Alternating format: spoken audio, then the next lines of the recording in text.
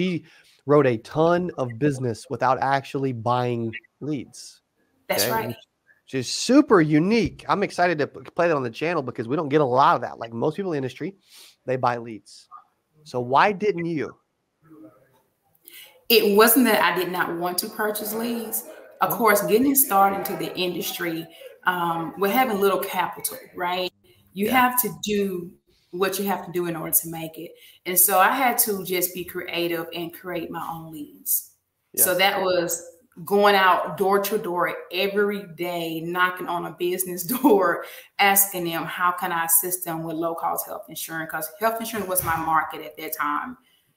So that's what I had to do. That's good. It's simple, but it's not easy, right? Yeah. Yeah, that's right. I mean, what made you think to do that? Well, like I said, I had to make ends meet, and knowing in the market of health insurance, you had affordable health care, and you also had private health care insurance as well.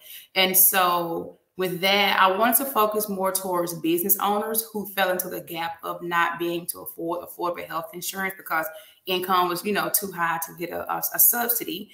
Of course, major medical, had gotten very expensive over time. And so I found a little nice market where so many business owners, self-employed people were suffering in that area. And so what no better way is to just go door knocking, because at that time, not several people were door knocking. There was more purchasing leads, talking on the phone, telesales. And I've learned by going out into the field, or I called boots on the ground, you get more interaction with people. And so that's what I decided to do.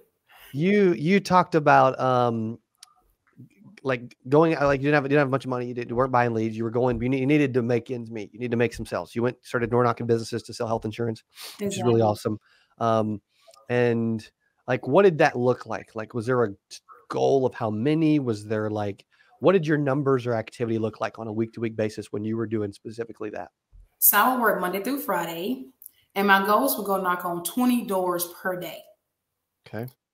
In order to get like 5 to 7 appointments booked for the week. Yes. And so I will go out on Monday because most business owner I knew was at the office on Monday and Tuesday, and then Thursday as well. And so I will go out, door knock. So what I have a little app on my phone, right? And I go in and have a little postcard, and I would say, "Hi, I'm Letisha Jackson, and I offer affordable health insurance. Can I help you save money and get better coverage?" I use that slogan. I used that today. Say it again. Say it again. Can I help you save money and get better coverage on your health insurance? And it was like, so they was like, save money on health insurance? That's impossible. So I had a little app on my phone, and I would just quote them, what's your age and date of birth, age and zip code? Put it in. This is what I could quote. I could save this kind of money here. And they will look at the pricing of what I'm quoting them versus what they were paying. And so some said, come back and see me. When can you come back and see me? And that's what I did. I built the momentum up in that way. Yeah. So by me having 5 to 7 appointments booked for the week, I probably close about three appointments per week on the average. So I was probably doing about $10,000 in sales on average a week just by door knocking. Wow. On private insurance. Yeah. Yeah. You were doing okay. I'm doing okay. Yeah. Okay. Yeah. Even better today, by the way. Okay. For those wondering. Okay. So you were doing that. You mentioned a postcard you walked in with? Yes, I just had a postcard that said, let me help you save money, get better coverage. So it was just a thing that took the pressure off me being nervous, put the postcard in front of them. They focus on the postcard versus what I'm saying. And they're reading, save money, get better coverage. Like, what do you mean? And it just took the edge off. Yes. So I called it my walking billboard. Yeah, walking billboard. I love that. Okay. Yes. So that way if they weren't there, you could leave it maybe?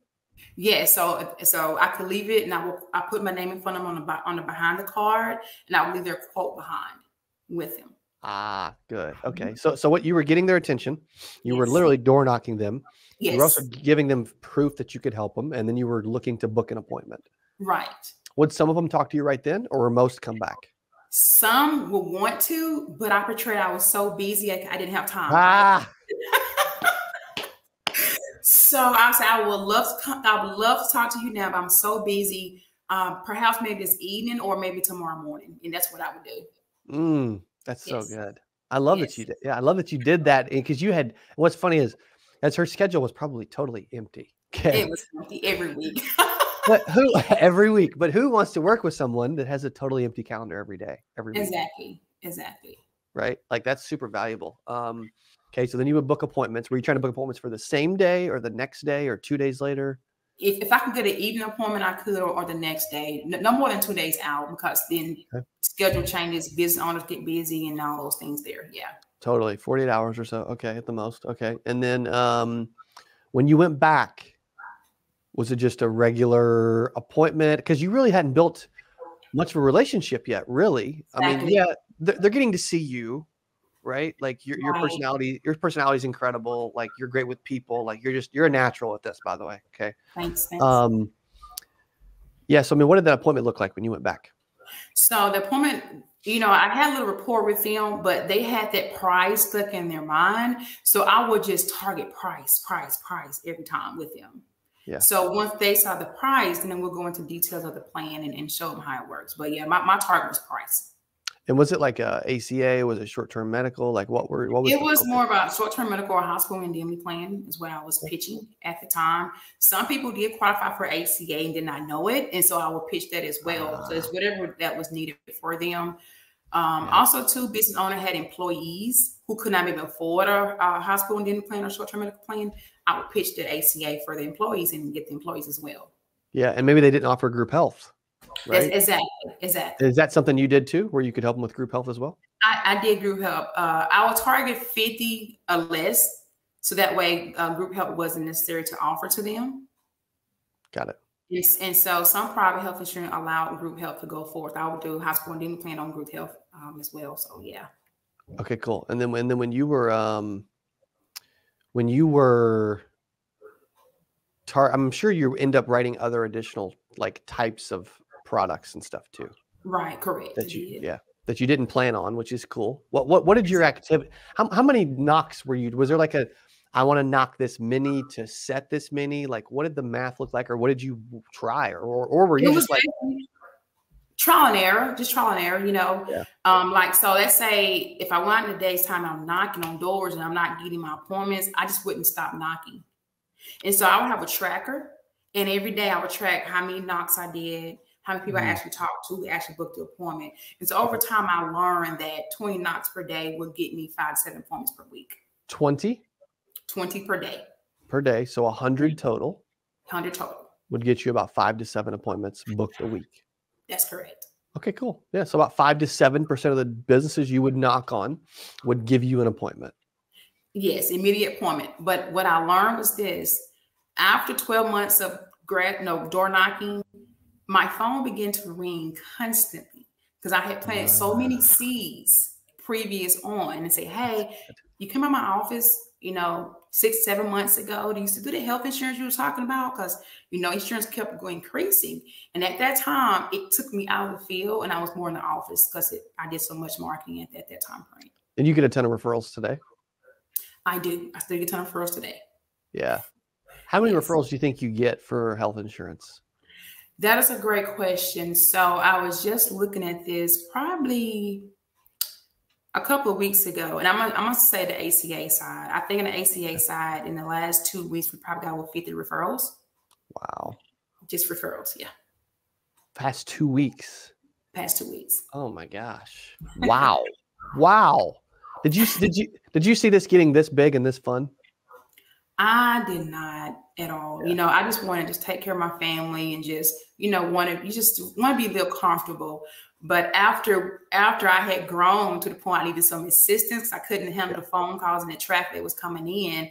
I hired an assistant. I said, okay, I need more agents because I can't handle the business. And so I would say at that time frame, within two years later, we had grown into an agency just by default. So it wasn't planned at all. Yeah. And how long have you been in business? I've been our agency is 2.5 years old. I've done insurance for 12 years, just here and there, but our business is 2.5 years old. Hey, if you enjoyed this, I got another one you're gonna love. It's right there. Click on it. See you in there. When I first joined and decided to kind of jump in, it was kind of 1 foot in, 1 foot out. And I remember being out in the field. I went to my first home, my second home, my third home, and it was by the end of that